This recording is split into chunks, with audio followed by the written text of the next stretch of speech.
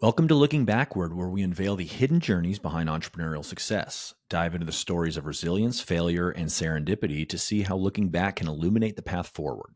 I'm Chad, founder of Better Legal, which has grown to 2.5 million in annual revenue since inception in 2016, but I've been failing at startups since 2004, each misstep teaching me valuable lessons. Let's dive into the real stories that shape success. Okay, so this is our final episode relating back to the initial cohort of interviewees. If you haven't listened to those episodes, each one's roughly an hour. I interview 8 founders that have, I believe all of them have over $1 million in revenue. And if they don't, they're close. So this episode is about setbacks. And I love this quote. I don't know who made it or if it's even a quote, but it's just kind of a well-known snippet, which is, it's a marathon, not a sprint. And a business is very, very much like that. And so I want to talk about the different founders that I interviewed and how each one had their own setback, and just kind of, also bring my own experiences into it. Okay, so I'm going to be talking about Will Chang from Parting Pro, who is, and I realize, I think in the previous episodes, if you hadn't listened to all the episodes, you might not be familiar with who everybody is, and I just kind of assume that that everybody's listening, so I apologize for that. So I'm going to kind of introduce everybody and their businesses. So Will Chang of Parting Pro. Parting Pro is a funeral home SaaS, basically like Shopify for a funeral home, kind of just digitizes everything, because previously they were very paper and manual. Jonathan Newer of Captain Experiences, who does CaptainExperiences.com, which is like a fishing, hunting kind of guide service, like TripAdvisor, niched TripAdvisor. Paul Jackson of Animal House Fitness, which is like a snowboard binding that holds a dumbbell. And it basically just allows your leg to do everything that your hands can do with a dumbbell. Nisha Sangavi of Chickadee, who makes women's attire for college logos or college, apparel, as well as like resort apparel. So like, if you go to Bar Harbor, Maine, and you go into a local t-shirt shop and get a sweatshirt that says Bar Harbor, she makes that. And then Quinn Rudolph from Arrive Menswear, and he sells men's underwear, sexy men's underwear. So that's not everybody today, but I've got my Chat GPT.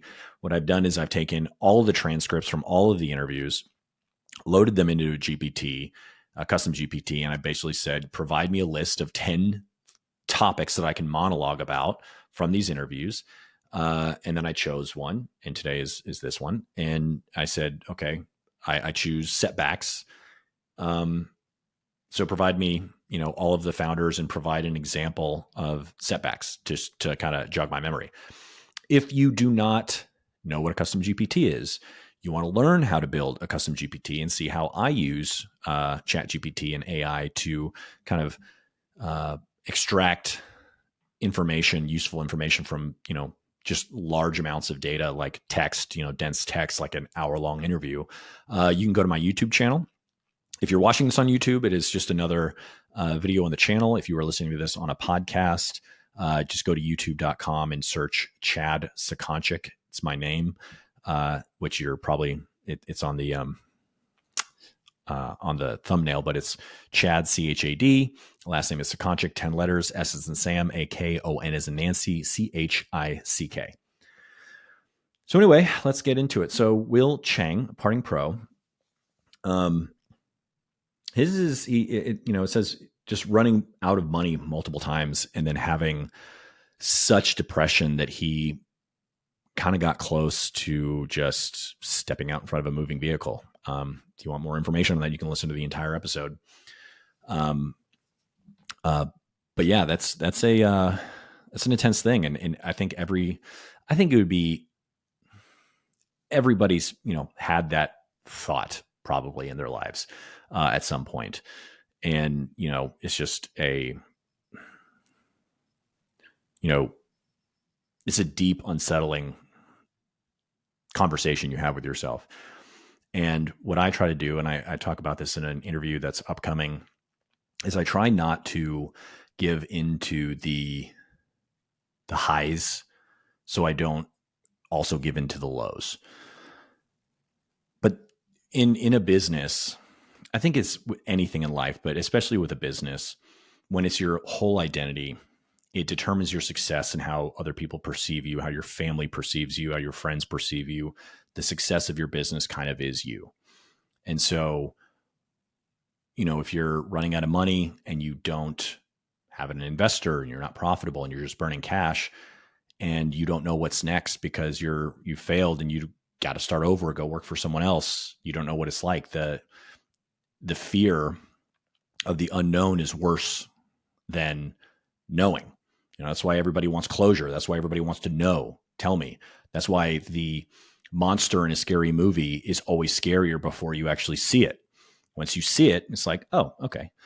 So that's just something to kind of be cognizant of, is that you always, especially with dealing with a business, there's always an unknown.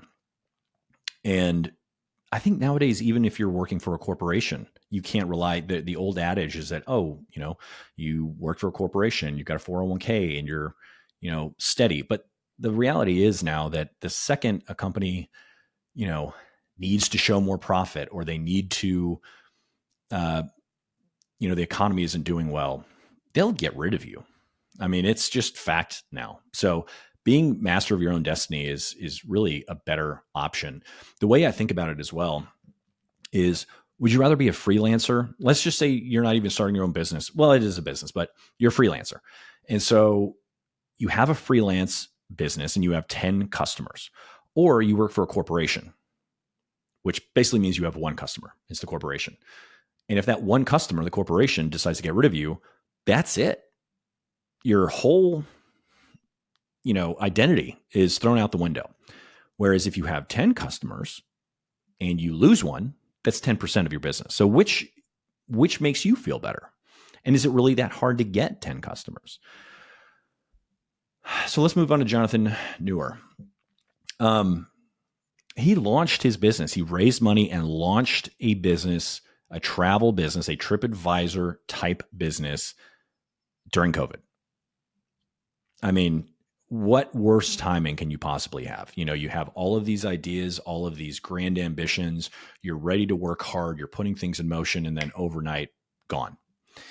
Paul Jackson, he started so many different businesses and tried to develop so many different types of products, and just they didn't work. It was like the barbecue grill didn't work. Just kept starting over with something new. And I can tell you from experience, I had a friend of mine, before Better Legal, I started businesses nonstop.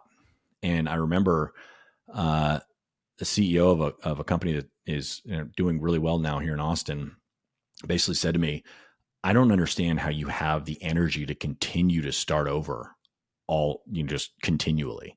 And I almost broke down into tears thinking about that, because it hit so close to home, because I just kept getting excited about this new thing. And I think when something didn't work, I just poured that energy into something new. So I just never would get down on myself. The other thing was that I never took any money from anybody. So I never had that, I never had investors until Better Legal. So I never had that feeling of letting anybody down. The only person I was letting down was myself. I absolutely had my family, telling me to get a job. Still, Better Legal is doing over $2 million in revenue. And I think my mom only now has understood that it's an actual business. For years, Better Legal is, I think 7 years old now. And she was sending me job openings probably up until like 2 years ago.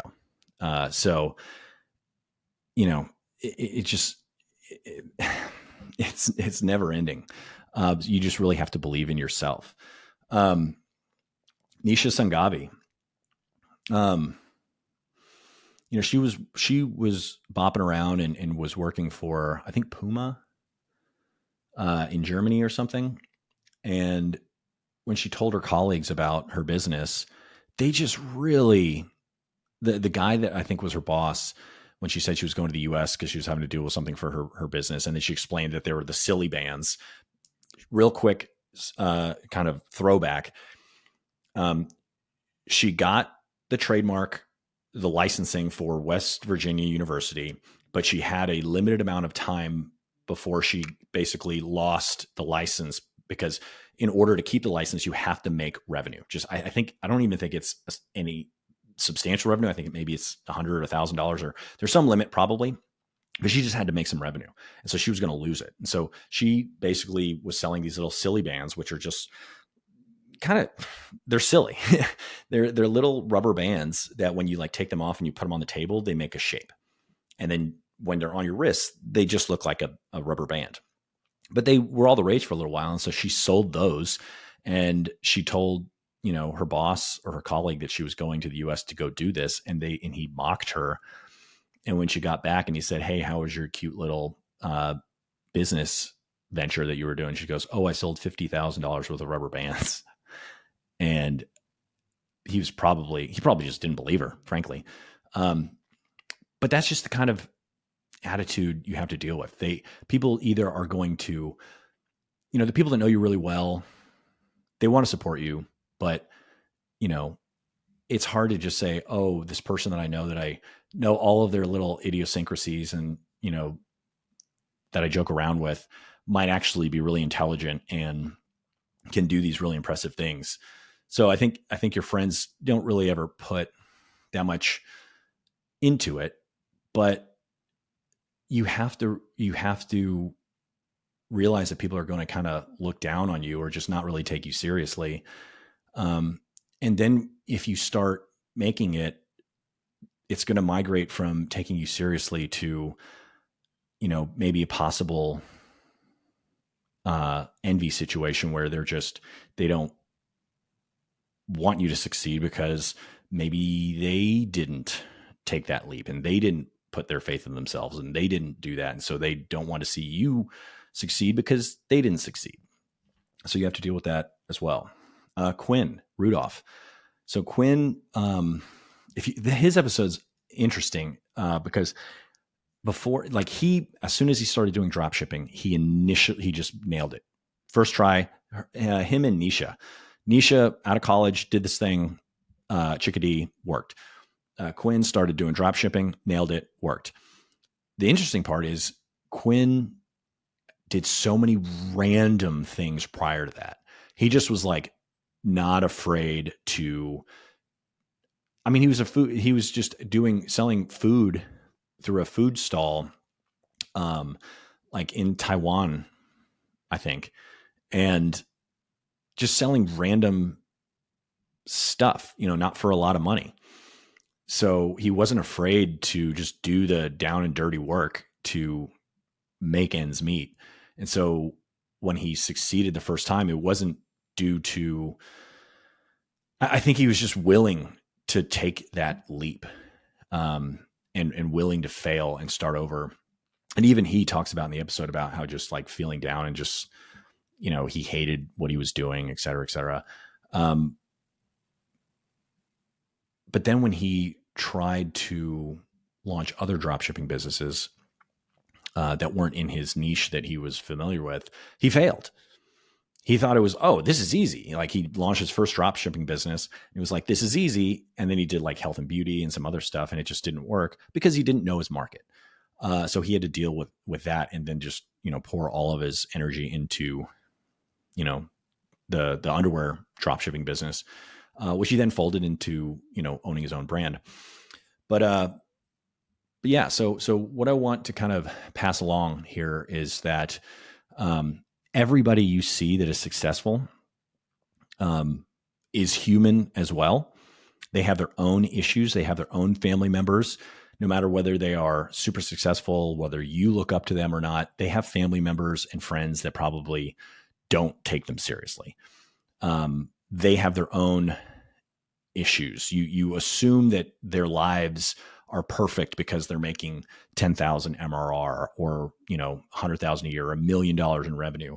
But it is a roller coaster that never ends. And so instead of the way I look at it is, instead of celebrating the high highs and then getting down in the dumps on the low lows, just try to level yourself out.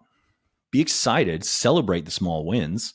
But when something doesn't go the way that you want, which it inevitably will happen, things break all the time. So you have to be in love with the problem solving. You have to be in love with the journey. You have to be in love with what you do. Now, Better Legal, my company, I don't love business formation. I don't love doing that, but I do love helping people with their businesses. I do love automating things. I do love experimenting with AI and no code. And so this boring business gives me the ability to experiment with all these cool, fun things. And so you can get into a boring business that doesn't seem, super cutting edge or whatever, or your passion, but you can fold your passions into it. And that kind of helps keep you going. So whatever it is that you're doing, make sure there's things in the journey that you enjoy and that you really put more focus into that, day to day. So I will leave it there, and I will see you next time.